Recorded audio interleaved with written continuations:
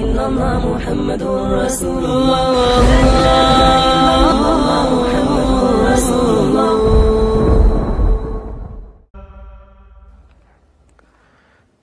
بسم الله الرحمن الرحیم. ایها الإخوة والأخوات، السلام علیکم و رحمت الله و برکاته. شما را خوش آمدید میگوییم به برنامه نوی قصه پیامبران. در برنامه گذشته قصه هود علیه السلام را گفته بودیم که چگونه خداوند او را بر قوم عاد فرستاده بود. خداوند آنها را هلاک کرد و با شمال سخت آنها را نابود ساخت. شرک بار دیگر پهن شد، این بار در منطقه شمال و غرب، در جزیره عرب، در منطقه با نام هیجر. منطقه کوهی بود. در این شهرها شرک بر خدای یکتا پهن میشد. الله ذوالجلال به سوی آنها نبی از عرب با نام صالح علیه السلام فرستاد. این نبی آمده بود تا قومش را به سوی خدای یکتا دعوت کند. و الی ثمود اخاهم صالحا قال یا قوم اعبدوا الله. اولین دعوت پیامبران به سوی یکتا پرستی بود. غیر از الله کسی را نپرستید. قال یا قوم اعبدوا الله ما لكم من اله غیره. قوم ثمود که در این منطقه زندگی میکردند آنها را کوهها احاطه کرده بود. خداوند به آنها قوت داده بود که آنها سنگها را میشکستند، کوهها را چپه میکردند و در آنجا برای خود خانه و قصرها میساختند. این چگونه قوتی بود که خداوند به آنها داده بود. فاذكروا اذ جعلكم خلفاء من بعد عاد وبوأكم في الأرض تتخذون من سهولها قصورا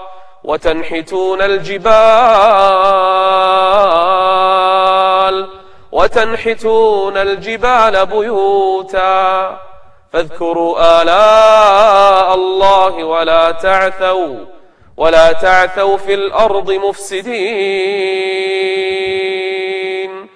یعنی این که صالح علیه السلام آنها را پند میداد، این که ای قوم، خداوند ذوالجلال به شما این کوهها را داده است مسکنی برای شما. از کجا آن قوه‌ای که شما به آن سنگها را، کوهها را مسخر کرده اید و آنها را سوراخ کرده در آنها خانه میسازید و قصرها میسازید که شما را از همه چیز محافظت میکند؟ کدام نعمت بزرگتر از این وتنحتون من الجبال بیوتا وتنحتون من الجبال بيوتا فارهين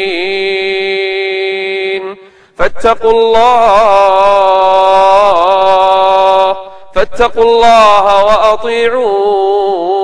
وأطيعون. سنگها را شکستند، کوهها را چپه کرده در آنها خانه و قصرها، اتاقها می ساختند تا اینکه ایمن باشند.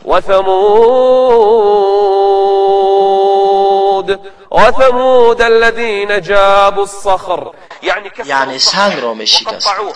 وثمود الذين جابوا الصخر بالواد. سوی خدا دعوتشان میکرد، پندشان میداد، نصیحتشان میکرد، با تمسخر به او جواب میداد. قالوا يا صالح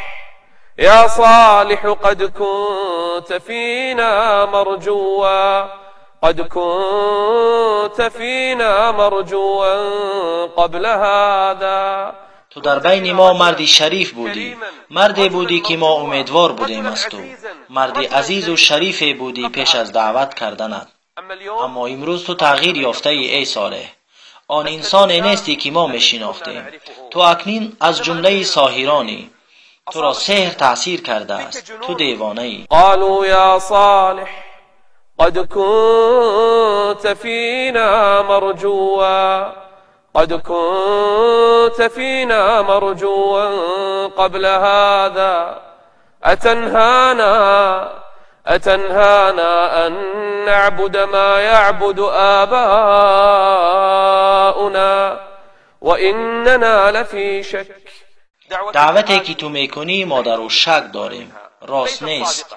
وإننا لفي شك مما تدعونا إليه مريب.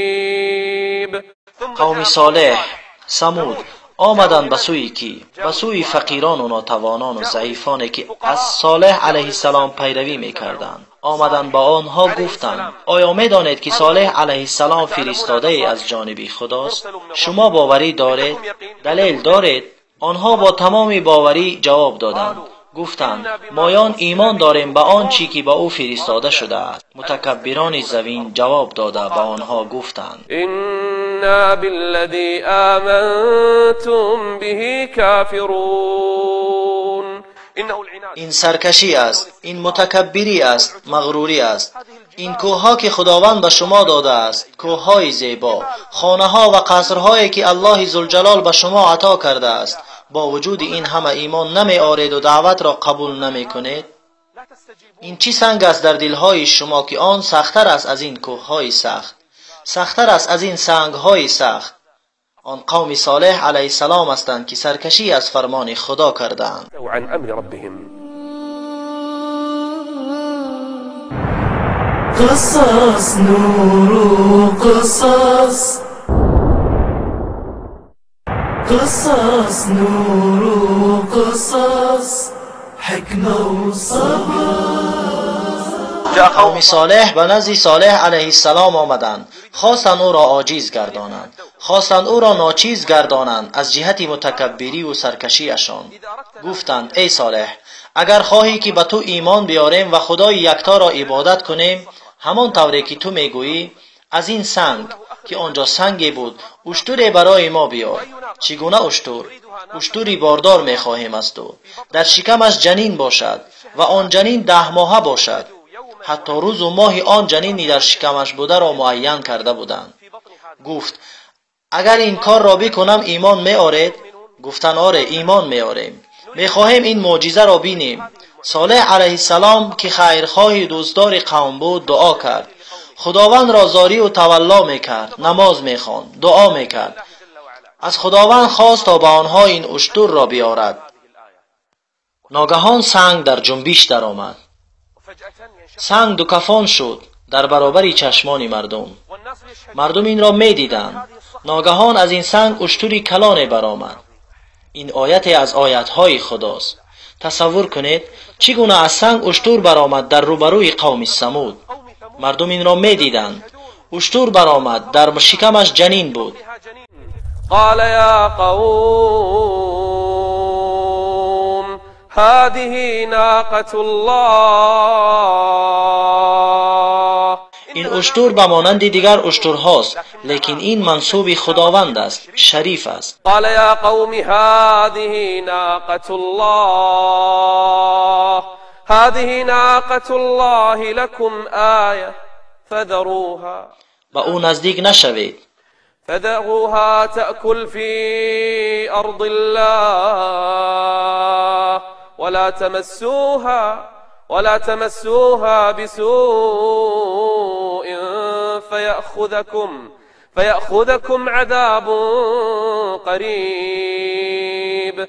هرگاه به این اشتر به بدی اگر دست رسانید، بدانید که عذاب نزدیک است. اشتر آیتی از آیاتهای خداوند است. تولد کرد، آن اشتر را دیدند، بچه آن اشتر را دیدند. معجزه آشکار، آیتی روشن و واضح. آیا قوم صالح علیه السلام ایمان آوردند؟ هرگز ایمان نآوردند. سرکشی بود، افراط بود، عاجز کنانیدن صالح علیه السلام بود، لیکن خداوند این معجزه را به او داد. روزها می گذشت، خداوند از آنها امتحان دیگری را گرفت. برای این اشتر روزی را برای نوشیدن آب معین کرد که باید همان روز کسی به آن چاه نزدیک نمی شد، و برای آن مردم روز دومی را انتخاب کرد که این اشتر به آن چاه نزدیک نمی شد. خب چی بنوشیم روزی که اشتر از آنجا آب می نوشد؟ از شیر همین اشتر می نوشید که به همه می رسد، زیرا آن معجزه خداوند است. هذه ناقة لها شرب ولكم شرب يوم معلوم. یک روز می نوشد، شما نزدیک نمی شوید، و روزی که شما می نوشید اشتر نزدیک نمی شود. زمین خداست و فرمان در دست خداست. هذه ناقة الله. خداوند او را برای امتحان کردن آنها فرستاده است. نافرمانی از نبی خدا صالح علیه السلام کردند. خداوند آنها را مورد امتحان قرار داد. إنا مرسل الناقة فتنة لهم فارتقبهم واصطبر ونبئهم أن الماء قسمة بينهم كل شرب محتضر. روزی که این اشتر از آنجا آب می نوشد کسی از شما نباید آنجا نزدیک شود. این معجزه روشن و آشکار است. این نشانه آن است که صالح علیه السلام فرستاده از جانب خداست. لیکن قوم را دلهایشان کور شده است، قلبهایشان کور شده است و این معجزه فایده اشان نمی کند. روزها می گذشت و ضیقی و غم آنها را عذاب می داد. اینکه چگونه این مرد که دعوای پیامبری می کند برای ما چارچوبه گذاشته است. اینکه اگر در این روزی من شده از آنجا آب نوشیم هلاک می شویم، یا اینکه اگر به این اشتر بدی کنیم هلاک می شویم. روز از روز حسد و دشمنی به صالح علیه السلام زیاد می شد. دو زنی بود در آن قوم، یکی صاحب مال و دیگر صاحب دختران زیاد. آنها گفتند هر کی این اشتر را بکشد به او هر چقدر مال بخواهد و یا هر کی را به زنی خواهد بدهیمش.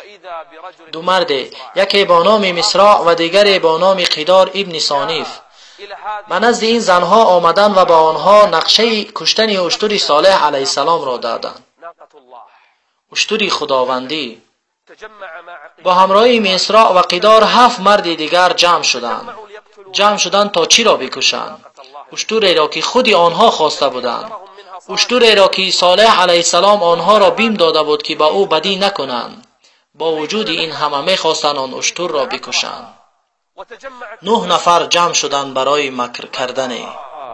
و مکروا مکرا و مکرنا مکرا وهم لا يشعرون. مکر کردند اینکه چگونه این اشتر و بچه آن اشتر را بکشند و صالح علیه السلام آنها را بیم میداد، لیکن آنها گوش نمیدادند.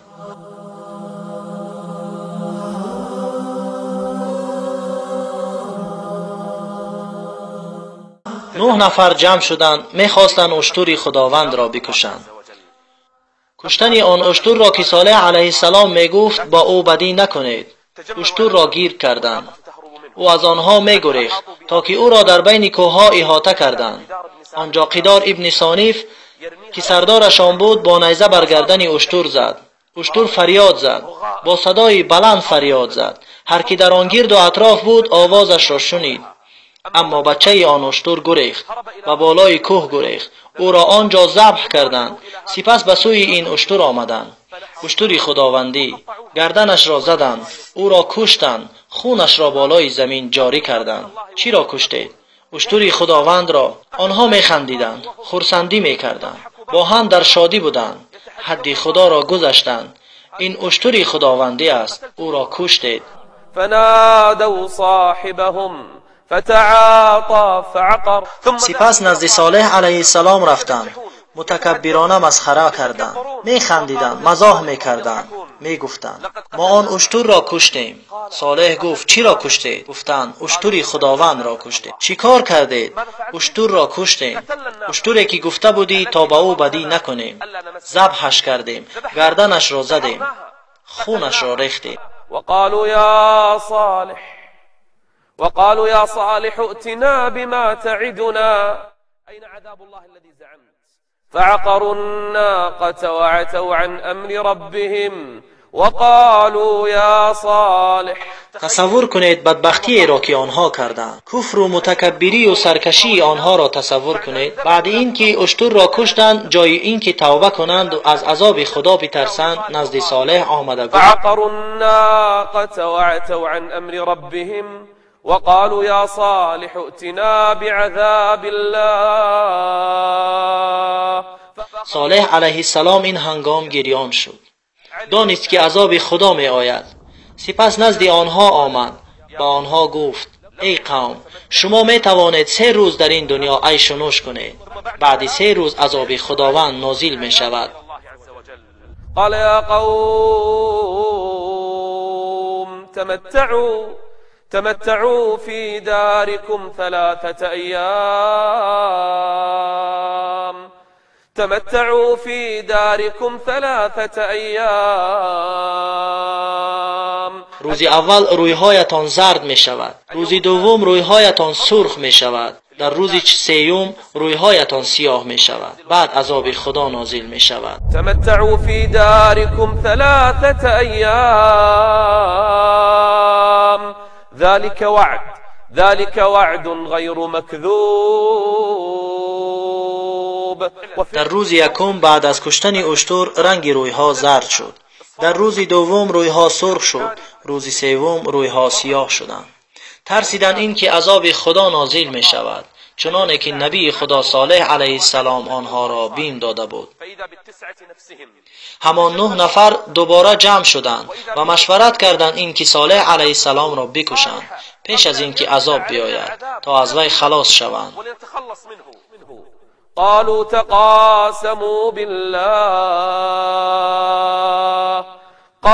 تقاسموا بالله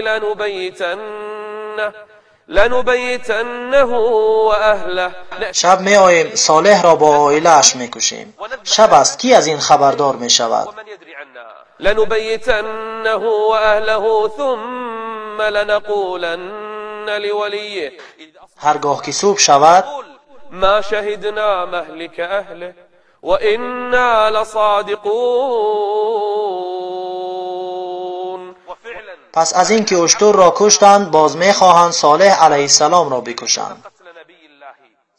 در آن شب 9 نفر جمع شدند، خواستند نبی خدا را بکشند در حالی که او در خانه اش نماز می‌خواند. خدا را زاره و تولا میکرد که عذاب را نازل نکند. او خدا را دعا میکرد. اینها جمع شدند خواستند او را بکشند. ومكروا مكرا ومكرنا مكرا وهم لا يشعرون فانظر كيف كان عاقبة مكرهم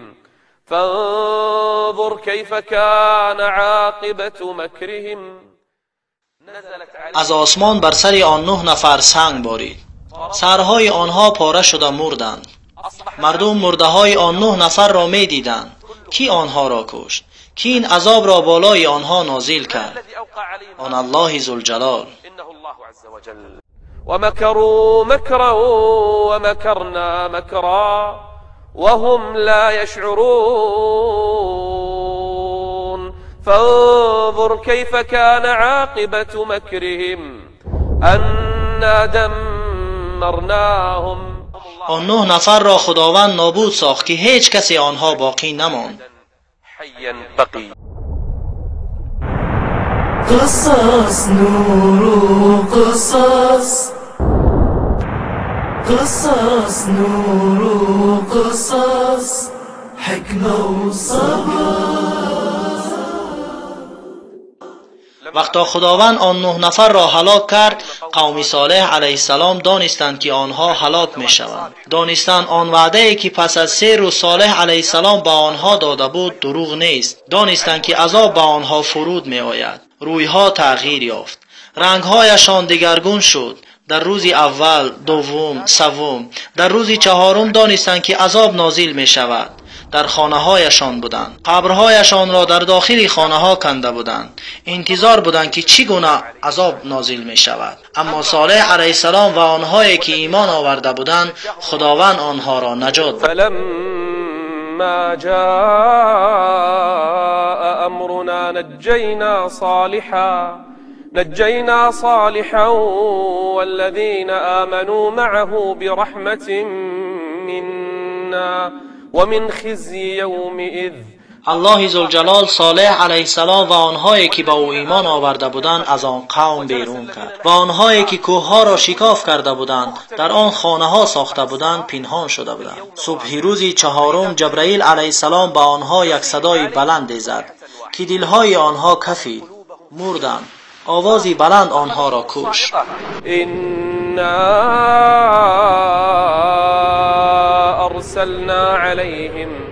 أرسلنا عليهم صيحة واحدة فكانوا كهشيم المحتضر. هیچ کدام از آنها حتی از جایش خیسته نمیتوانست. در کوه، در خانه ها خداوند آنها را هلاک کرد. وأخذ الذين ظلموا الصيحة فأصبحوا في ديارهم جاثمين. گذر کنید به کوه ها و به شهرهای آنها که تا این روز موجود است. در مدائن صالح، در شمال و غرب، در جزیره عرب، منطقه‌ای که هیجر نام داشت تا امروز وجود دارد. خانه‌هایشان، قصرهایشان که در کوه‌ها ساخته بودند حالا هم به آنها شهادت می‌دهد. در آن مکانی لعنت کرده شده که کسی از آنجا گذر کند شاید از ترس خداوند گریه کند. ألا إن ثمود كفروا ربهم ألا بعدا لثمود. دوری و لعنت باد بر آن امتی که خدا را عاصی شدند. بعد از آن صالح علیه السلام با آنها مرور کرد، دید که آنها در خانه‌هایشان، در قصرهایشان هلاک شدند. کوه‌ها عذاب خدا را برای آنها منع کرده نتوانست. به آنها میگذشت و میدید که هلاک شدند. با تأسف به آنها نگاه کرده میگفت. وقال يا قوم. با آنها سخن میگفت در حالی که مرده بودند لیکن میشنیدند. قال يا قوم